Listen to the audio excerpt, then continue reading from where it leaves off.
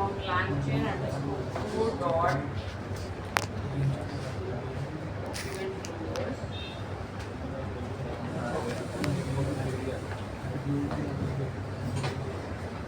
document loaders.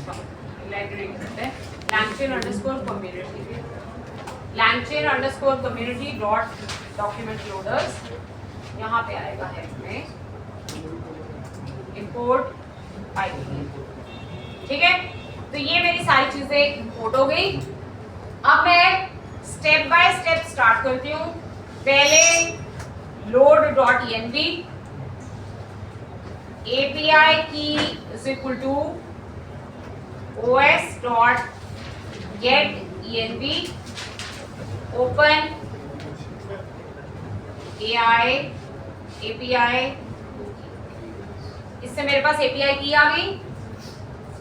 ठीक है, embeddings is equal to, यहाँ पे अभी तक मैंने LLM को कॉल नहीं करना है, सिर्फ एम्बेडिंग बना के डेटा स्टोर में ही स्टोर कराना है. तो सिर्फ मैंने एम्बेडिंग्स ही बनाई. API की इज इक्वल टू API. ठीक है, अब मैंने फाइल का नाम दिया जिस फाइल को मुझे लोड करना है. path is equal to sample.pdf. File path या पाथ जिसको आपने लोड. ठीक है, तो loader is equal to PyPDF loader. ये PDF फाइल को लोड करने के लिए है. अगर आपकी जो फाइल है वो किसी और टाइप की है तो यहाँ पे डॉक्यूमेंट लोडर्स के अंदर अलग अलग टाइप के लोडर्स है. PDF के लिए अलग है, डॉक के लिए अलग है, JSON के लिए अलग है. तो अलग अलग तरह के लोडर्स हैं. आप जैसा डेटा लोड करना चाहते हैं वैसा लोडर यूज करें. docs is equal to loader dot load. क्या लोड करना है? जो फाइल पाथ है, इस पाथ की फाइल को मुझे. तो PDF फाइल रीड होके, एक सेकंड, ये फाइल पाथ देना है. इस PyPDF लोडर ने लोड किया और फिर मैंने डॉक्स के अंदर डेटा. ठीक है, डॉक्स के अंदर अभी मेरी फाइल किस फॉर्म में है? टेक्स्ट फॉर्म में. टेक्स्ट फॉर्म में वो बहुत बड़ी फाइल होगी, उसमें बहुत सारा डेटा होगा. अब मुझे नेक्स्ट स्टेप करना है. इतना काम किया मैंने किस चीज के लिए? To load data. ये कमेंट कर देती हूँ. ये वाला काम किस चीज के लिए? इतना स्टेप मेरा किस चीज के लिए है? To load data from file. अब मैंने करना है to break data into chunks. अब मैंने डेटा को चंक्स में डिवाइड करना. तो चंक्स में डिवाइड करने के लिए हमने लिखा splitter is equal to recursive character text splitter. ये टेक्स्ट डेटा को स्प्लिट करने के लिए यूज होता है. रिकर्सिव कैरेक्टर टेक्स्ट स्प्लिटर ये टेक्स्ट को स्प्लिट करने के लिए यूज होता है. चंक साइज, चंक का साइज कितना रखना है? कितने कैरेक्टर्स एक चंक में आने चाहिए? 1000 कैरेक्टर्स का एक चंक. पहला चंक, दूसरा चंक, ऐसे फाइल मल्टीपल चंक्स में डिवाइड होता है. चंक ओवरलैप 200 वर्ड्स का ओवरलैप. मतलब पहले में 0 to 1000 होंगे, दूसरे में 800 to 1800 होंगे, तीसरे में 1600 to पुराने 200 कैरेक्टर्स मैंने कैरी करे थे. ठीक है, ये स्प्लिटर आ गया. अब chunks is equal to splitter dot split documents. ये डॉक्यूमेंट्स को मैंने स्प्लिट किया और ये मेरे बन गए चंक्स. ठीक है, इतना काम हो गया मेरा to break the file into chunks. अब चंक्स में ब्रेक करने के बाद क्या करना है? अभी ये है तो टेक्स्ट ही, एम्बेडिंग करनी है. एम्बेडिंग करके क्या करना है? वेक्टर डेटाबेस में स्टोर. तो next step is embedding and storing in DB. Embedding and storing in DB is equal to files. अब फाइल्स कल मैंने आपको बताया था उसमें आर्गुमेंट होता है एम्बेडिंग्स, एम्बेडिंग्स वो खुद ही कर लेता है। तो मेरे को टेक्स्ट ही इसको पास करना है, फाइल्स अपने आप ही एम्बेडिंग कर लेगा। फाइल्स डॉट फ्रॉम डॉक्यूमेंट्स, किन डॉक्यूमेंट्स से डेटा सेट बनाना है? ये जो चंक्स वाले डॉक्यूमेंट्स हैं इनसे आपको डेटा सेट बनाना है। एम्बेडिंग्स इज इक्वल टू जो ओपन एआई एम्बेडिंग्स हैं एंड अलाउ डेंजरस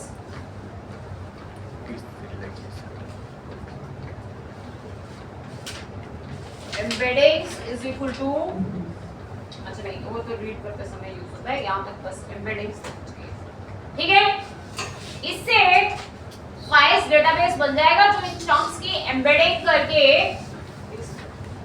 एम्बेडिंग्स कर देगा। अब db डॉट सेव लोकल, इस डेटा स्टोर को मुझे सेव करना है किस नाम से? pdf db नाम से मैंने सेव किया। तो मेरे सिस्टम में एक pdf db नाम का एक फाइल्स का डेटा सेट बन जाएगा जिसके अंदर ये पूरी की पूरी जो स्टोरी बुक है वो चंक होके स्टोर। अब ये मेरा नॉलेज सोर्स तैयार है, ठीक है। तो मैंने क्या किया, क्या स्टेप्स लिए? ये तो सिंपल ओपन एआई की एम्बेडिंग्स के लिए किया है। फिर उसके बाद मैंने पीडीएफ फाइल लोड करी है, फिर उसको मैंने स्प्लिट किया चंक्स में और फिर मैंने उसे डेटा स्टोर में स्टोर किया। सिंपल, ये हो गया हमारा इंडेक्सिंग फीस। चलाओगे, जब आप इसे चलाओगे डेप्रिसिएशन तो धीरे-धीरे इसमें बहुत फास्ट चेंजेस हो रहे हैं। तो जो आप क्लासेस आज कहीं आपको मिल रही हैं तो हो सकता है कल को वहां पे अवेलेबल ना, पर चल गया। ये पीडीएफ डीबी आपका फाइल्स का डेटा सेट बन गया। ये इसके अंदर डेटा स्टोर, आपकी पूरी की पूरी फाइल वहां पे स्टोर हो चुकी है, ठीक है। क्लियर है? अब मैं अपना चैटबॉट बना सकती हूँ और चैटबॉट में जब क्वेरी आए तो यहाँ से सर्च कर सकती हूँ, ठीक है। अब मैं एक अलग फाइल बनाती हूँ जहां पे मैं अपना पूरा का पूरा चैटबॉट, तो मैंने एक नई पाइथन फाइल ऐड करी, माई बॉट, मैंने इसका माई बॉट नाम का मैंने एक फाइल बनाया जिसके अंदर मुझे चैटबॉट बना। Import streamlit as st, import streamlit as st। यहाँ पे तो मुझे LLM को कॉल करना होगा, तो langchain underscore OpenAI import chat OpenAI, ठीक है। from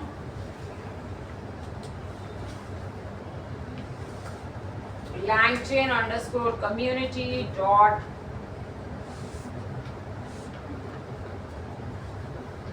vector stores import files, क्योंकि फाइल्स के डेटा सेट को मुझे यहाँ पे उठाना होगा।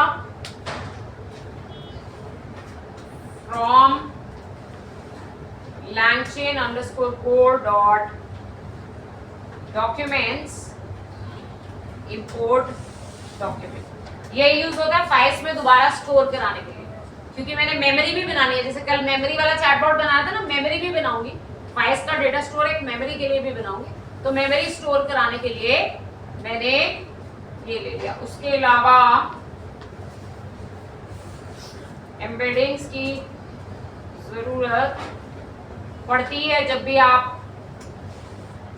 वेक्टर डेटा स्टोर यूज करते हो, तो उसको एम्बेडिंग्स की जरूरत तो पड़ती ही है। OpenAI embeddings from .env import load.env and import this।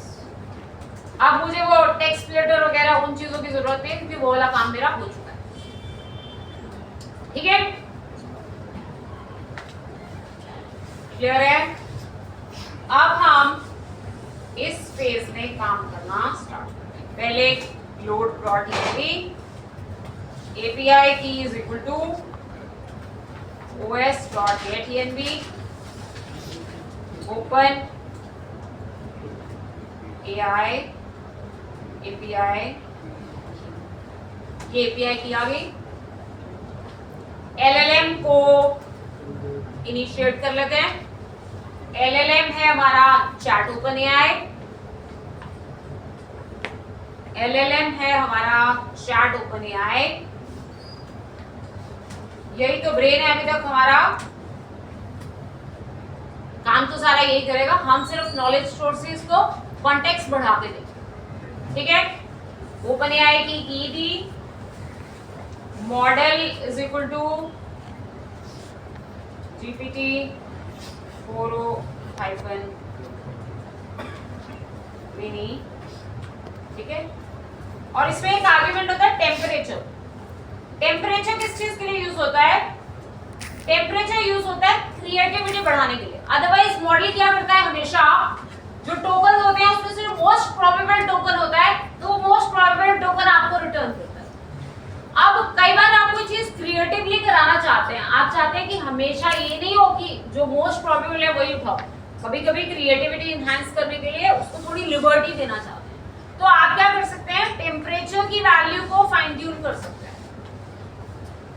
0 मतलब कि मोस्ट प्रोबेबल जो है वही उठाना है, इसको थोड़ा बढ़ाएंगे तो ये थोड़ा क्रिएटिव हो जाएगा। जैसे टेम्परेचर की वैल्यू 1 यूज करते हैं जो कंटेंट राइटर्स या क्रिएटिव राइटर्स होते हैं, ताकि वो चाहते हैं कि हर बार सेम जैसा आउटपुट ना आए, आउटपुट बदल के, उसके लिए टेम्परेचर होता है। ठीक है, अब एम्बेडिंग्स इज इक्वल टू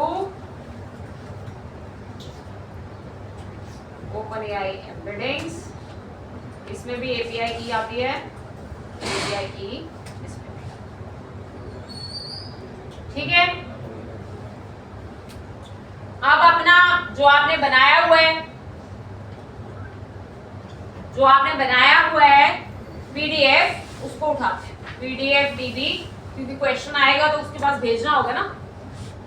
तो PDF DB is equal to files dot load local. अब तो डेटा स्टोर बना हुआ है, मुझे उसे लोड करना है। नाम PDF DB embeddings comma allow dangerous deserialization. अब मेरा डेटा स्टोर बना हुआ है, मैंने इस डेटा स्टोर में से रीड करना है। जब क्वेश्चन आएगा तो मैंने इस डेटा स्टोर में सिमिलैरिटी सर्च करनी है ना। तो अब जो मैंने लास्ट पिछली फाइल में जो ये बनाया, जिसके अंदर मेरी पूरी बुक का कंटेंट है, वो मैंने उठा। ठीक है, क्लियर है। अब मेमोरी मेंटेन करने के लिए if os dot path dot exist memory db, if os dot path dot exist memory db, ये तो मैंने आपको कल भी कराया था। ये इसलिए है कि आपके मेमोरी मेंटेन रहे कि कौन सा क्वेश्चन के बाद आपने क्या पूछा, वो मेमोरी मेंटेन करे। ठीक है, अगर मेमोरी डीबी आपका मेमोरी मेंटेन्ड है तो memory DB is equal to files dot, अगर ये बना हुआ है तो आप इसको लोड कर लो। मेमोरी वाला डेटा सेट अगर आपका बना हुआ है तो आप इसे लोड करो। If os dot path dot exist, जो पहली बार एग्जिस्ट नहीं कर रहा होगा, ठीक है, अगर एग्जिस्ट कर रहा है तो इस फाइल को आप लोड करो।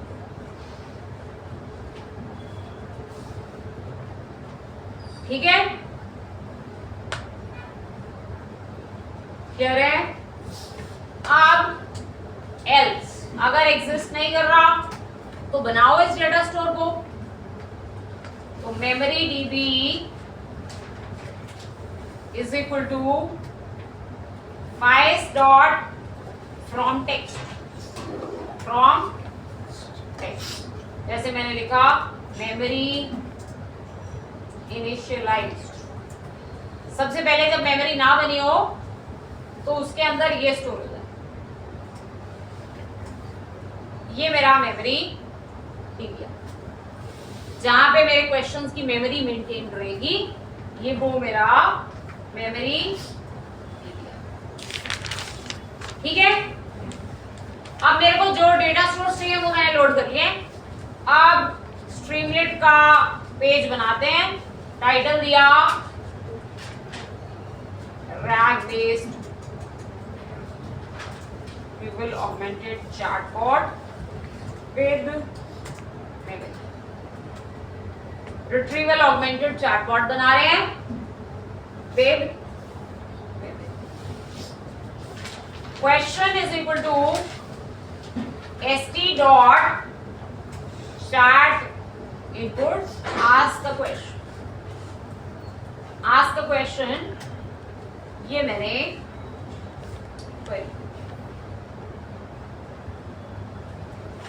इफ क्वेश्चन, अगर आपने क्वेश्चन पूछा तो क्या होगा। तो सबसे पहले आपको क्या करना है, अगर आपने क्वेश्चन पूछा तो मुझे पीडीएफ में से इसका कॉन्टेक्स्ट उठाना। सबसे पहले मुझे क्या करना है, मुझे सीधा, अगर मैं ये नहीं यूज कर रही होती तो मैं प्रॉम्प्ट लिखती और एलएलएम को इन्वोक कर देती, तो बस यही काम करती। पर मुझे ऐसा नहीं करना है, मुझे क्या करना है, मुझे पहले पीडीएफ से निकाल के लाना है कि इससे रेलेवेंट चंक्स कौन से, ताकि अगर वो आंसर मेरी पीडीएफ में है तो पीडीएफ से ही आता। ठीक है, तो अब मैंने क्या किया, PDF docs is equal to, अब मैं कोड कर रही हूँ इस पीडीएफ डीबी वाले डेटाबेस में से सिमिलर सर्च करके लाना, जो मैंने क्वेश्चन पूछा उससे सिमिलर वहां पे जो भी चंक्स हैं उनको उठा के लाना। तो मैंने क्या किया, PDF dB dot similarity search, embeddings है ना, एम्बेडिंग्स में क्या होती है, सिमिलैरिटी सर्च होती है। क्या सर्च करना है, जो मैंने क्वेश्चन दिया, जो मैंने क्वेश्चन दिया मैंने इंग्लिश प्लेन टेक्स्ट में दिया है, इसमें ओपन एआई एम्बेडिंग सेट है, ये अपने आप एम्बेडिंग में कन्वर्ट करेगा और सिमिलर वेक्टर सर्च करेगा। k equal to 4, 4 relevant informations मुझे ला। ठीक है, ये 4 उससे रेलेवेंट चंक्स की एम्बेडिंग्स आपको ला देगा। ठीक है, अब आप इसे भेजने के लिए पीडीएफ कॉन्टेक्स्ट इसमें डालने के, इसमें भेजने का तरीका जैसे मैंने कल किया था, /n.join, ये 4 आए होंगे ना, इनको /n करके ज्वाइन करना और डी इन पीडीएफ डॉक्स d.page, ऐसे ये मेरा पीडीएफ का कॉन्टेक्स्ट तैयार। ठीक है, जो नॉलेज स्टोर में जो इंफॉर्मेशन थी वो मैंने पीडीएफ कॉन्टेक्स्ट में निकाल के डाल दी। देखो दोबारा से सुनो, जब मैंने पहले ये फाइल बनाई main.py, इसको मैंने क्या दिया, इसको मैंने पूरी की पूरी पीडीएफ फाइल लोड करके दी। उस पीडीएफ फाइल को मैंने स्प्लिट किया चंक्स में और मैंने एक फाइल्स का डेटा सेट बना दिया। ठीक है, पीडीएफ डीबी नाम से मैंने एक फाइल्स का डेटा सेट बना दिया, ओपन एआई एम्बेडिंग्स मैंने उसमें यूज कर, ये मेरा फाइल्स का डेटा सेट बन गया। इसमें पूरी मेरी बुक वेक्टर्स की फॉर्म में, एम्बेडिंग्स की फॉर्म में स्टोर्ड है। अब वेक्टर्स के ऊपर सिमिलैरिटी सर्च हो सकता है।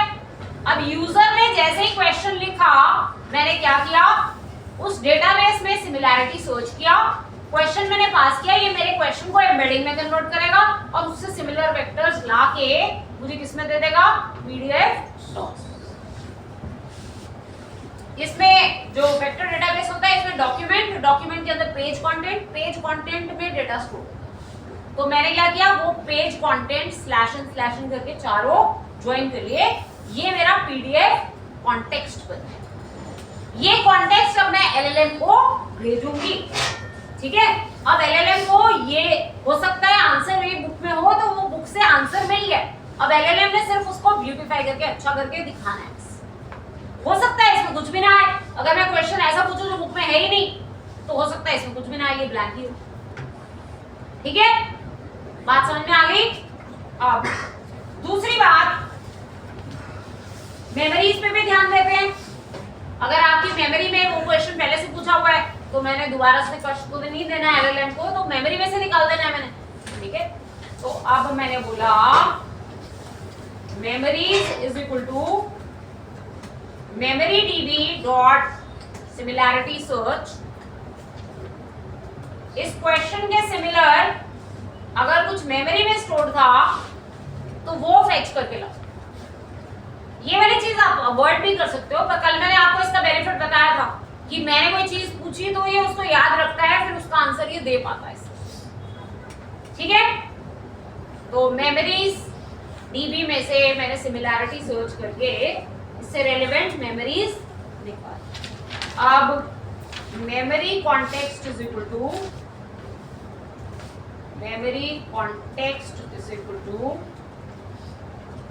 /n dot join for D in memories D dot page content। अब मेरी मेमोरीज भी तैयार हो गई, अब मेरे पीडीएफ का कॉन्टेक्स्ट भी तैयार। अब बस मुझे देना है अपना प्रॉम्प्ट में मैंने बताना है कि एलएलएम को करना क्या है। तो अब मैंने प्रॉम्प्ट लिखा, prompt is equal to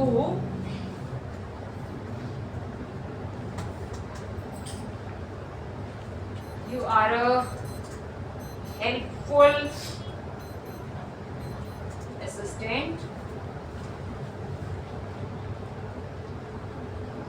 you are a helpful assistant. ठीक है, user memories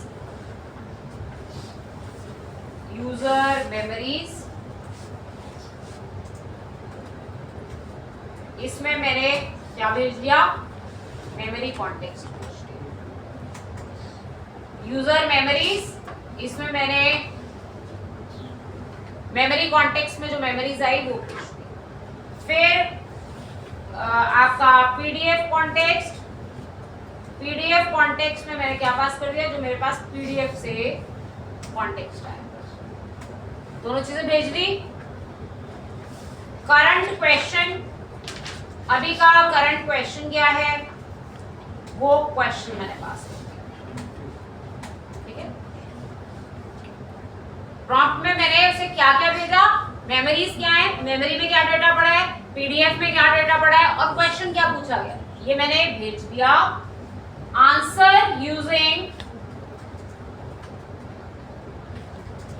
PDF context first. अगर ओनली लिख दोगे तो ये एलएलएम से फिर उठाएगा ही। मैंने बोला पहले पीडीएफ कॉन्टेक्स्ट से उठाओ। Answer using PDF context, use user memories when relevant, use user memories when relevant. ठीक है, ये मेरा प्रॉम्प्ट आ गया। क्लियर है, ये मैंने क्लियर प्रिसाइज इंस्ट्रक्शंस दे दी LLM. Clear, response is equal to response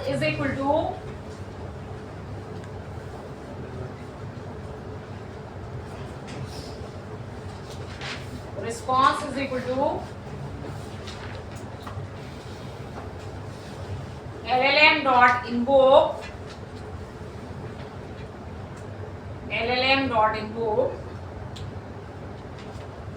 जो प्रॉम्प्ट है, प्रॉम्प्ट मैंने पास, रिस्पॉन्स डॉट कॉन्टेंट में आंसर आ गया। ठीक है, answer is equal to response dot content. एक छोटा सा काम मैं भूल गई, मैंने स्ट्रीमलेट में मेमोरीज वेरिएबल नहीं बनाया और उसमें क्वेश्चन आंसर मेरे को अपेंड करना पड़ेगा ना, अदरवाइज अभी इसके बाद कर लेती हूँ, क्योंकि अदरवाइज मैं दिखाऊंगी कैसे, बाद में मेरे को सारे क्वेश्चन आंसर दिखाने भी होंगे ना, ठीक है। बाकी काम तो मैं नीचे कर सकती हूँ, बस एक छोटी सी लाइन मुझे ऊपर लिखनी पड़ेगी यहाँ पे, if memories not in st.session_state, तो st.session_state में मेमोरीज बनाए जो एक लिस्ट, ये एक लाइन मेरी लिखनी।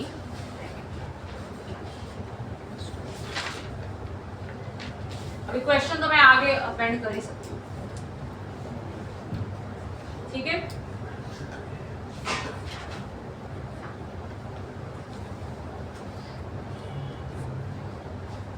ये वाली मेमोरीज, ये स्ट्रीमलेट का सेशन स्टेट है, ये यूज होता है सिर्फ आपको डिस्प्ले कराने, क्योंकि जो डीबी में स्टोर हो रहा है वो तो एम्बेडिंग की फॉर्म में स्टोर हो रहा है। आपको तो सिंपल टेक्स्ट जो आपने पूछा, जो आंसर है टेक्स्ट फॉर्म दिखाना, तो उसके लिए सेशन स्टेट करना, ठीक है। अब क्वेश्चन आ गया, आंसर आ गया, अब मेरा काम क्या रहा, दो काम रह गए, एक तो सेशन स्टेट में मेमोरीज में यूजर का क्वेश्चन और बॉट का आंसर, दोनों चीजें स्टोर करनी है। तो st.session_state.memories.append user, st.session_state.memories.append user, comma question. User ने क्या क्वेश्चन पूछा वो मैंने डाल दिया, st.session_state.memories.append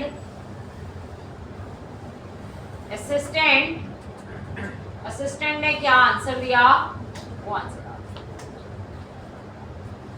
नीचे मैंने फॉर लूप लगाना है इसके बाद, तभी वो सारे, मैंने क्या पूछा, बॉट ने क्या दिया, वो सारा डिस्प्ले तभी बनेगा, ठीक है।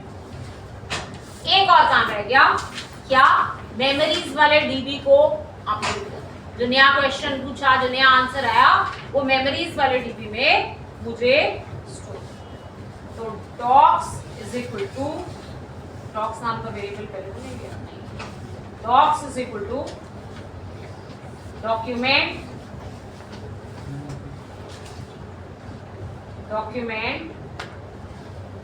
docs is equal to document page content is equal to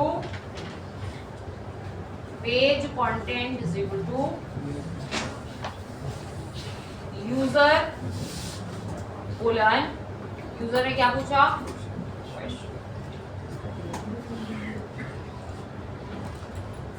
second document, सारे क्वेश्चन आंसर स्टोर करा के रखने हैं ना, ताकि अगर दोबारा एक क्वेश्चन पूछो तो दोबारा मेरे को इस पे जाना ना।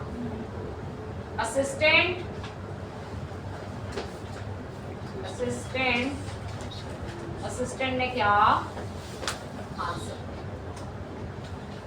यूजर ने क्या पूछा और असिस्टेंट ने क्या आंसर।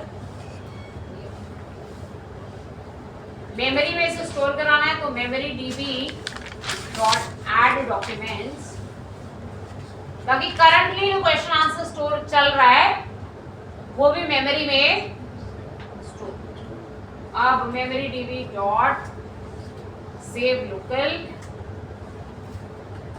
मेमोरी अंडरस्कोर डीबी में दोबारा से जो आपकी मेमोरी है वो स्टोर, ठीक है। ये मेरा सारा काम, अब सिर्फ रह गया क्वेश्चन आंसर्स डिस्प्ले करना, बाकी सारा काम, ठीक है। ये सब कुछ तब हो रहा था अगर आपने क्वेश्चन पूछा है। आप क्वेश्चन पूछो या ना पूछो, जितनी भी आपकी चैट हिस्ट्री है वो तो मैंने डिस्प्ले करानी, इसलिए मैंने इफ से बाहर आके अगला कोड, इतना सारा कोड ये इफ क्वेश्चन के अंदर है। अगर आपने क्वेश्चन पूछा, ये देखो ये सारा कोड इफ के अंदर, ये तब है अगर क्वेश्चन पूछा या नहीं पूछा, चैट हिस्ट्री तो दिखानी ही दिखानी है ना, तो इसलिए बाहर आके for role comma message, for role comma message in st.sessionstate.messages.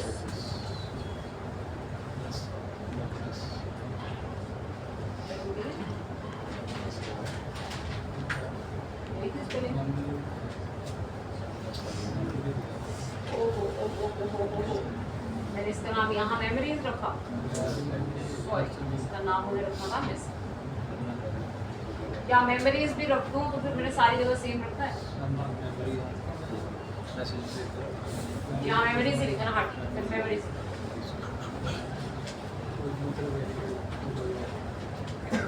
ठीक है। विद st.chat-message जो भी आपका रोल है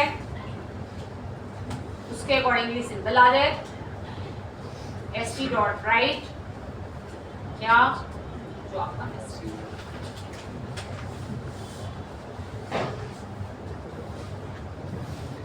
ठीक है, इसको हम चलाएंगे तो ये मुझे क्या करेगा, आंसर्स देगा। पहला वाला फेज में चला ही चुकी हूँ, इंडेक्सिंग फेज में चला ही चुकी हूँ। अब मुझे क्या करना है, इसको रन, स्ट्रीमलेट run mybot.py। ठीक है, अब बुक से क्वेश्चन पूछना है, थोड़ा सा बुक को देखते हैं क्या है बुक में, उसमें से कोई क्वेश्चन लाते हैं। ये मेरी बुक है, इसमें बहुत सारी स्टोरीज है, किसी स्टोरी में से कुछ पूछ लेते हैं।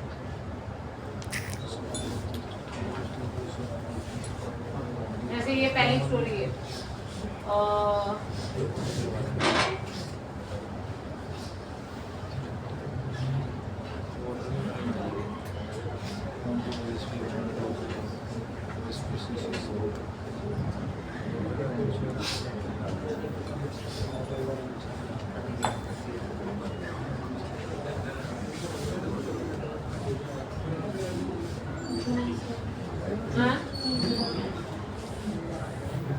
रवि या ऐसा कुछ भी, how much did Ravi charge for water, ऐसा भी कुछ था इसमें, मैंने भी कल परसों में।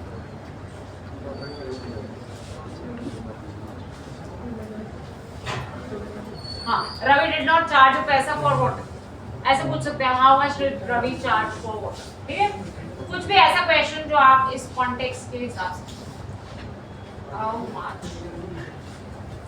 डिड रवि चार्ज फॉर, ठीक है, ये मैंने क्वेश्चन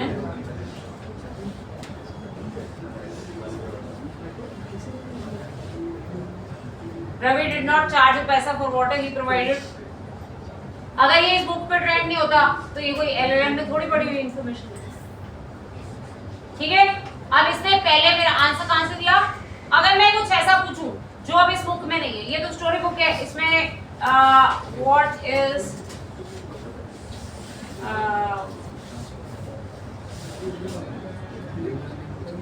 न्यूटन्स फर्स्ट लॉ,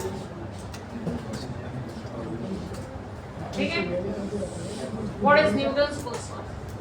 अब ये इंफॉर्मेशन तो ना तो मेमोरी से मिलेगी ना तो यहाँ से मिलेगी। PDF context does not contain information about it primarily discuss, however ये न्यूटन्स फर्स्ट लॉ उसमें फिर भी, अगर मैं बोलूँ कि स्ट्रिक्टली मेरे उससे ही देना है, अगर मैं लिख देती कॉन्टेक्स्ट ओनली तो ये नहीं देता, तो कहता आई डोंट। ठीक है, इस तरीके से आप क्या कर सकते हैं, एक रैग बेस्ड चैटबॉट बना सकते हैं। ये बड़ी कॉमन एप्लीकेशन है, ये बहुत ज्यादा, मतलब आजकल हर किसी को चाहिए, जो भी बंदा अपनी कंपनी में थोड़ा बहुत एआई यूज करना चाहता है उसको ये चाहिए। इसको और एनहांस कर सकते हैं, अभी ये सिर्फ टेक्स्ट इनपुट ले रहा है, ये वॉइस से भी इनपुट ले ले ऐसे, और अभी मैंने इसको पीडीएफ से किया है, आप ट्राई करके देखना कि आप किसी वेबसाइट से स्क्रैप करके डेटा उससे रीड कर सको, तो आप ये बना सकते हैं। And this is good to mention in interview कि मैंने ये बनाया है, दैट शोकेसेस कि आपने थोड़ा बहुत काम किया। ठीक है, क्लियर है? तो अभी तक हम जो एप्स बना रहे हैं वो है LLM based apps. LLM based apps में क्या होता है, यूजर कुछ पूछता है, LLM रिप्लाई देता है और रिप्लाई आपको शो। ये एक ब्रेन तो है बीच में, बट वो ब्रेन सिर्फ आपके क्वेश्चन का आंसर दे। अभी तक वो कोई वर्क फ्लो मैनेज नहीं कर रहा है। वो ऐसा नहीं कर रहा है कि मैंने पूछा, उसने सोचा, उसने डिसाइड किया क्या यूज करना है, फिर कि इस API को कॉल करूं, इसको करूं, ये करूं, फिर उसके अकॉर्डिंगली उसने काम किया, फिर उसने डिसाइड किया दोबारा जाऊं या क्या, पूरे वर्क फ्लो को मैनेज नहीं कर रहा। ठीक है, वर्क फ्लो को मैनेज करने के लिए क्या होते हैं, एजेंट्स। एजेंट क्या करता है, अभी तक LLM बेस्ड ऐप सिर्फ यूजर से इनपुट लेके LLM के पास जाके आंसर देता है। एजेंट पूरा एक वर्क फ्लो कवर करता है, वो डिसाइड करता है, एक्ट करता है, उसके अकॉर्डिंगली काम करता है। तो अब हमारा नेक्स्ट स्टेप रहेगा AI एजेंट बनाना। हम AI एजेंट कैसे बना सकते हैं और कैसे AI एजेंट्स यूज कर सकते हैं। तो इसके लिए मैं पहले आपको थोड़ा सा अभी AI एजेंट्स का ओवरव्यू देती हूँ कि होते क्या है AI एजेंट्स, फिर हम नेक्स्ट क्लास में उसके ऊपर काम करना स्टार्ट करेंगे। यहां तक हमने कर लिया। अब हमने करना है difference between LLM based apps, जो अभी तक हम चैटबॉट वगैरह बना रहे हैं जो LLM बेस्ड ऐप है, एंड AI एजेंट। तो वही लिख रखा है, LLM बेस्ड ऐप क्या करती है, प्राइमरीली जनरेट करती है responses for user input. User ने कोई क्वेश्चन पास किया, प्रॉम्प्ट दिया, एप्लीकेशन ने प्रॉम्प्ट लार्ज लैंग्वेज मॉडल को भेजा, लार्ज लैंग्वेज मॉडल ने कुछ आंसर जनरेट किया और आंसर हमने दिखाया। ये एक स्ट्रेट फॉरवर्ड प्रोसेस है। Input goes in, output comes out. Application itself does not independently decide what actions to take and how to achieve a goal. तो अभी तक ये गोल नहीं अचीव करा, ठीक है।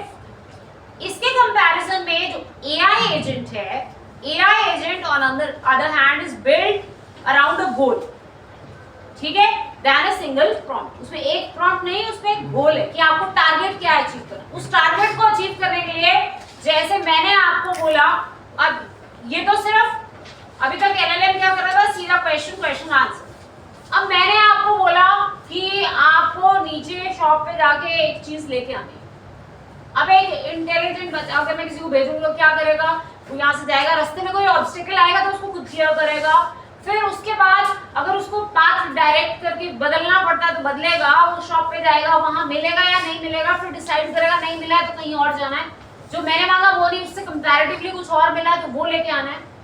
वो एजेंट है जो एक गोल को ऑन कर रहा है और उस गोल को अचीव कर रहा है, दैट इज एन एजेंट, ठीक है।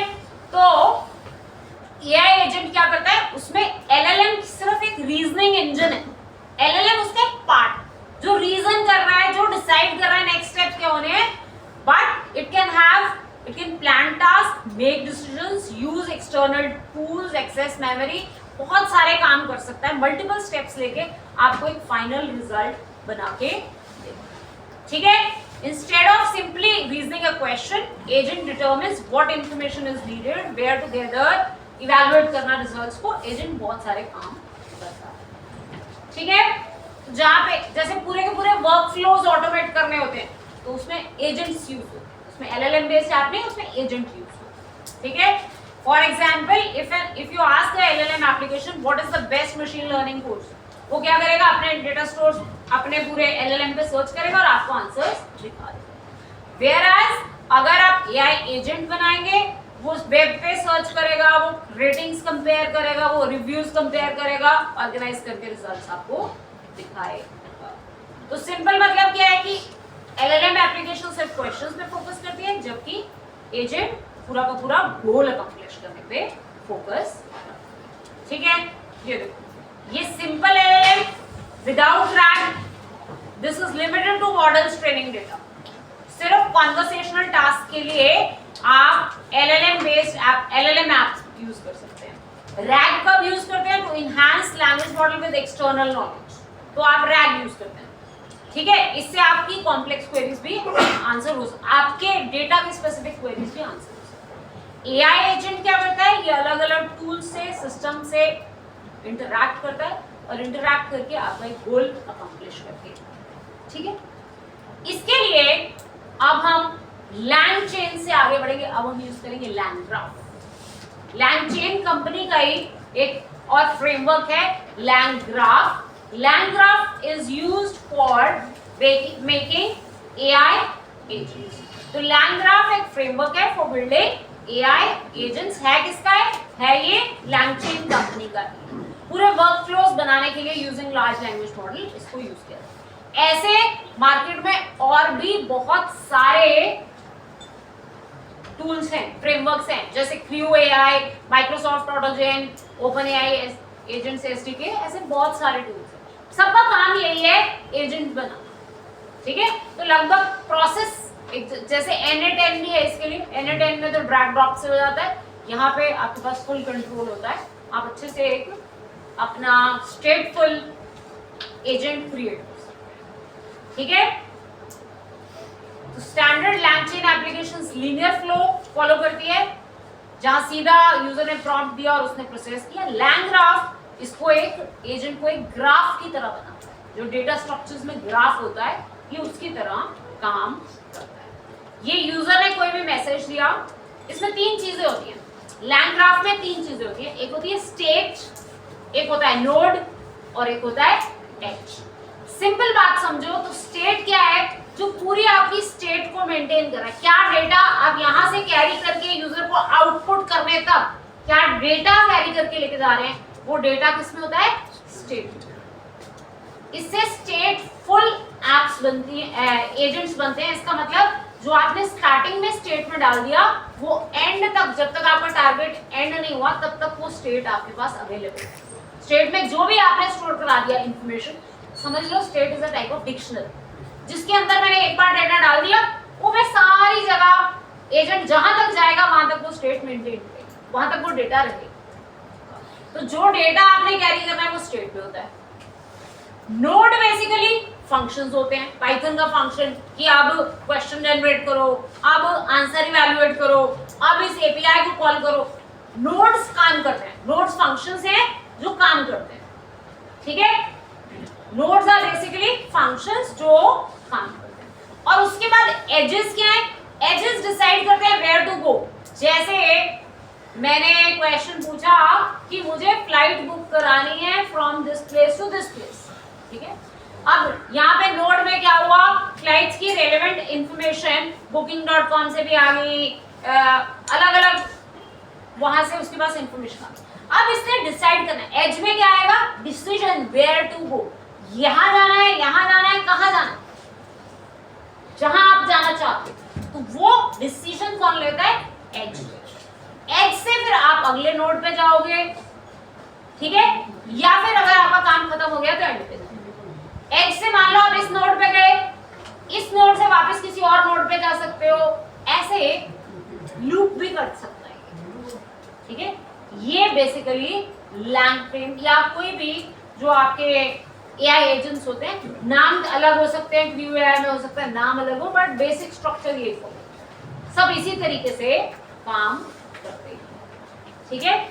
लैंग ग्राफ यूज करेंगे, आप चाहो तो और भी चीजें यूज कर सकते हो, बट फर्स्ट इंट्रोडक्शन के लिए क्योंकि मैं लैंग चेन इकोसिस्टम यूज कर रही हूँ तो मैं लैंग ग्राफ यूज करके आपको बताऊंगी कि हम एजेंट्स कैसे बना सकते हैं। थोड़ा थ्योरेटिकली मैंने यहाँ पे लिखा भी है कि स्टेट में क्या होता है, स्टेट रिप्रेजेंट्स द डेटा जो आपको अलग अलग स्टेप्स में लेके जाना है। नोड में बेसिकली आपके फंक्शंस होते हैं, स्टेप्स ऑफ फंक्शंस, जिसमें आप एक्सटर्नल सिस्टम्स के साथ इंटरैक्ट होते हैं। और एजेस, एजेस फ्लो को डिफाइन करते हैं, एक स्टेप से दूसरे स्टेप पे कैसे जाना है वो एजेस डिफाइन। तो एक सिंपल लैंग ग्राफ का वर्क फ्लो कैसा होता है, सबसे पहले आप स्टेट डिफाइन करते हैं, फिर आप नोड बनाते हैं, फिर नोड्स को कनेक्ट करने के लिए एजेस बनाते हैं, फिर आप ग्राफ को रन करते हैं तो वो पूरा फॉलो करता है पाथ, ठीक है।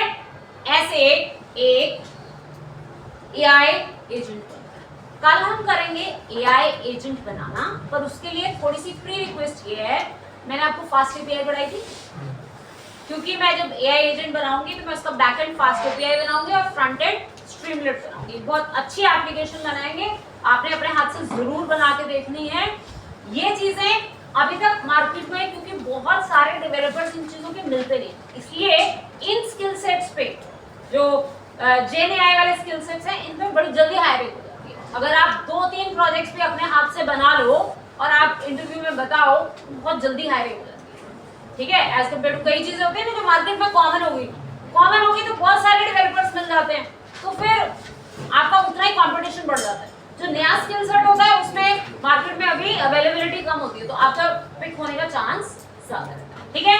तो आपने क्या करना है, फास्ट एपीआई वाला लेक्चर थोड़ा सा रिवाइज करके आना है ताकि आपको इजीली समझ आए, क्योंकि वो लंबी एप्लीकेशन हो सकता है कल ना खत्म हो, कल परसों 2 दिन में हो, पर आपको बेसिक मेरे को समझाना ना पड़े। फास्ट एपीआई तो मैंने पहले से करा रखा है, तो वो बेसिक सा उसका जो पहले कराया हुआ है उसको एक बार रिकैप करके, ठीक है। दूसरी बात, कल से मेरा बैच शुरू हो रहा है 11:30 नया, तो आपकी क्लास कल परसों या फिर सैटरडे, क्योंकि कल परसों मैंने ये एजेंट वाला काम कराना है। अगर ये कल हो गया तो ठीक है, तो परसों मैं एजेंटिक एआई की एप्लीकेशन करा दूंगी। अगर नहीं हुआ तो फिर मेरे को शायद सैटरडे को लेनी पड़ेगी। तो कल या परसों आपकी क्लास में लूंगी 12:30, क्योंकि 11:30 नया बैच शुरू हो रहा है, तो 12:30 में कल और परसों के लिए आपकी क्लास। सैटरडे को अगर जरूरत पड़ेगी तो मैं टाइम अलग से बताऊंगी, ठीक है। कल आपकी क्लास 12:30 है और आपने फास्ट एपीआई का लेक्चर पढ़ दिया, सीक्वेंस, एल्केमी, यूबिकॉन, फास्ट एपीआई जो पूरा कराया होगा वो पूरा पढ़ दिया, ठीक है।